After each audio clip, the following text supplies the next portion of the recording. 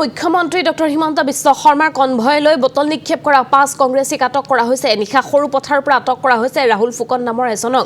ঘটনা সন্দৰ্ভত আন ৪জনকো আটক কৰিছিল আৰক্ষীয়ে। আটক কৰা হৈছে পাৰ্থ সাৰথী বৰা, ৰূপান্তৰ তাঁতী, কৃষ্ণ চুতীয়া, ৰাহুল শইকীয়া। অসম প্ৰদেশ যুৱ কংগ্ৰেছ কমিটিৰ সাধাৰণ সম্পাদক হৈছে পাৰ্থ সাৰথী বৰা। গোলাঘাট জিলা যুৱ কংগ্ৰেছৰ তত্ত্বাৱধায়কৰ দায়িত্বত আছে পাৰ্থ সাৰথী বৰা। ৰূপান্তৰ তাঁতী গোলাঘাট জিলা যুৱ কংগ্ৰেছ কমিটিৰ সভাপতি। বৰ্তমানলৈকে গোলাঘাট থানাত ৰখা হৈছে ৫ কংগ্ৰেছীক। মুখ্যমন্ত্ৰী গোলাঘাটত ভ্ৰমণৰ সময়ত কনভয়লৈ নিক্ষেপ কৰিছিল বটল। সমান্তৰালকৈ প্ৰতিবাদো সাব্যস্ত কৰিছিল ৫ কংগ্ৰেছীয়ে। মুখ্যমন্ত্ৰীৰ কনভয়লৈ বটল নিক্ষেপ কৰা হৈছিল আৰু এই বটল নিক্ষেপ কৰিছিল একাংশ কংগ্ৰেছীয়ে। ৫জনক এই সন্দৰ্ভত আটক কৰি সোধা পোছা অব্যাহত ৰখা হৈছে।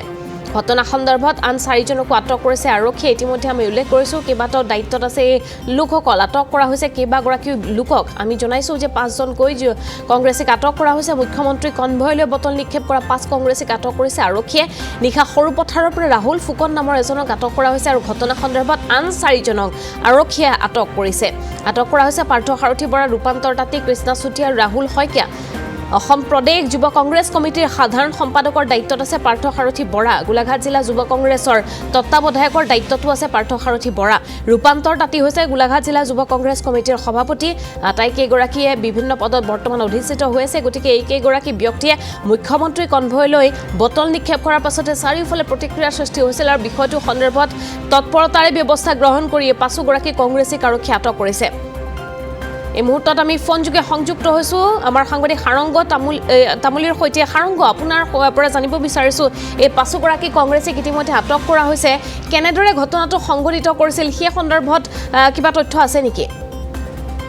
হয়, নিশ্চিতভাৱে হিমাশ্ৰী, ক'ব লাগিব যে কালি যিহেতু গোলাঘাটলৈ কেইবাটাও কাৰ্যসূচীলৈ ৰাজ্যৰ মুখ্যমন্ত্ৰীগৰাকী আহিছিল আৰু মুখ্যমন্ত্ৰী অহাৰ সময়তে আচলতে এক বিক্ষিপ্ত ঘটনা ঘটিছে বুলিয়ে ক'ব লাগিব। কাৰণ মুখ্যমন্ত্ৰীয়ে গোলাঘাটৰ যিখন ষ্টেডিয়াম, সেই ষ্টেডিয়ামখন আচলতে উদ্বোধন কৰিবলৈ যাওঁতেই তাৰ কাষতে থকা কংগ্ৰেছ কাৰ্যালয়ৰ পৰা কোনো অজ্ঞাত লোকে আচলতে এটা বটল নিক্ষেপ কৰিছিল মুখ্যমন্ত্ৰীৰ কনভয়লৈ। আৰু সেই বটলটো আচলতে কৃষিমন্ত্ৰী অতুল বৰাৰ গাড়ীত আচলতে পৰি গৈছিল।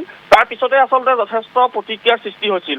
আৰু সেই সন্দৰ্ভত কালি যিহেতু তেওঁলোকক মুখ্যমন্ত্ৰীগৰাকীক ক'লা পতাকা প্ৰদৰ্শন কৰা হৈছিল, মুখ্যমন্ত্ৰীৰ কনভয়লৈ বটল দলিয়াই হৈছিল, এনেধৰণৰ কাণ্ড কিন্তু গোলাঘাট জিলা কংগ্ৰেছৰ কাৰ্যালয়ৰ পৰা আচলতে কৰা হৈছিল। যাৰ প্ৰতিবাদত গোলাঘাটৰ আৰক্ষীয়ে কালিয়ে আচলতে ৪গৰাকীকৈ ব্যক্তি, আপুনি ইতিমধ্যে নাম উল্লেখ কৰিছে যে গোলাঘাট জিলা যুৱ কংগ্ৰেছৰ সভাপতি ৰূপান্তৰ তাঁতীকে প্ৰমুখ কৰি যিগৰাকী যুৱ কংগ্ৰেছৰ তত্ত্বাৱধায়ক পাৰ্থ সাৰথী বৰা, কৃষ্ণা চুতীয়া আৰু ৰাহুল শইকীয়াক কালিয়ে আচলতে গোলাঘাট আৰক্ষীয়ে আটক কৰিছিল।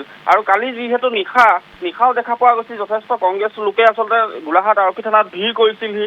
তেওঁলোকৰ এটাই দাবী আছিল যে এই ৪গৰাকী লোকক আটক কৰিছিল সেই বটল মৰাৰ কাণ্ডৰ আগতেই তেওঁলোকক আটক কৰিছিল। তাৰ পৰিপ্ৰেক্ষিতত এটা কথা তেওঁলোকে কৈছিল যে বটল যি তেওঁলোকে কনভয়লৈ দলিয়াইছিল সেই কাণ্ডত আচলতে এই ৪গৰাকী লোক জড়িত নাছিল। তেওঁলোকে এক প্ৰকাৰ স্পষ্টীকৰণ দিছিল ৰাতি। তাৰ পিছতে আচলতে নিশাই আচলতে আন এগৰাকী কংগ্ৰেছী ৰাহুল ফুকন, যিগৰাকী সৰুপথাৰ সমষ্টিৰ প্ৰাক্তন বিধায়িকা ৰজনাথ জিকি অতি ঘনিষ্ঠ, তেওঁক আচলতে নিশাই গোলাঘাট আৰক্ষীয়ে আটক কৰিছে। ইতিমধ্যে গোটেই বিষয়টো সন্দৰ্ভত গোলাঘাট আৰক্ষীয়ে হওক বা যিসমূহ ভিজুৱেল আছে, ভিজুৱেলসমূহ প্ৰত্যক্ষ কৰিব বা কোন আছিল প্ৰকৃত ঘটনাটোত সেই তাৰ তদন্ত হ'ব। কিন্তু এটা কথা ক'ব লাগিব যে কালিৰ দিনটোত গোলাঘাটত আচলতে মুখ্যমন্ত্ৰীয়ে কেইবাটাও অভিলাষী আঁচনি আচলতে উদ্বোধন কৰিবলৈ আহিছিল। তাৰ পৰিপ্ৰেক্ষিতত গোলাঘাট জিলা কংগ্ৰেছৰ উদ্যোগত বা জিলা যুৱ কংগ্ৰেছৰ উদ্যোগত জয়ন্ত মল্ল বৰুৱাৰ যি গাই কেলেংকাৰী আছিল, গাই কেলেংকাৰী আছিল, তাৰ প্ৰতিবাদত তেওঁলোকে আচলতে প্ৰতিবাদী সাব্যস্ত কৰিছিল।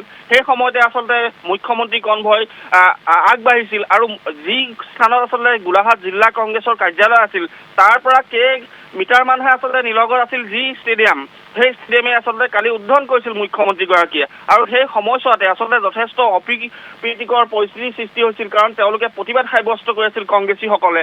তাৰ পৰিপ্ৰেক্ষিতত আজি আমি এটাই কথা ক'ব লাগিব যে কালিৰ যি ৪গৰাকী আটক কৰিছিল গোলাঘাট আৰক্ষীয়ে, সেই ৪গৰাকী বটল দলিওৱা কাৰ্যত তেওঁলোকে কংগ্ৰেছৰ যিসকল শীৰ্ষ মহলৰ বা জিলা পৰ্যায়ৰ নেতা আছিল তেওঁলোকে এটা কথাই কৈছিল যে এই ৪গৰাকী জড়িত নাছিল।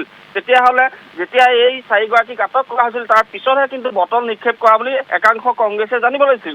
তাৰ পিছতে আচলতে নিশা গোলাঘাট আৰক্ষীয়ে এই যি সৰু পথাৰৰ কংগ্ৰেছী ৰাহুল ফুকন নামৰ যিগৰাকী যুৱ নেতা, এই যুৱ নেতাগৰাকীক আটক কৰি ইতিমধ্যে সোধপোছ অব্যাহত ৰাখিছে হিমাশ্ৰী।